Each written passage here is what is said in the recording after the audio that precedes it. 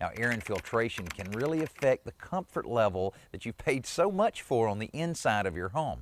Now, even small cracks can make a big difference. Now, you can see a little crack here right by this window, and even though it appears like it's fairly innocent, if you were to take all of the cracks that you have in your home and if you were able to put them together, it could create a nice large hole that will definitely affect your heating and cooling cost. Now, when you have a small crack like this, all you need to do is to take a putty knife, or in this case an old 5-in-1 knife, and just scrape out any of the old caulk that may be in there.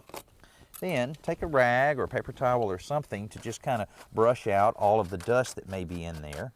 Then select a good quality caulking, one that's made for the exterior, and in this case, since originally it was white, we're using a white siliconized type caulking. I'll just apply a very thin bead along here in order to fill up the void, and then just wiping it down to make it look a little more presentable. And you'll just want to look real closely around any windows and doors for any cracks that you may have and seal those up. Very inexpensive to take care of this little energy efficient effort.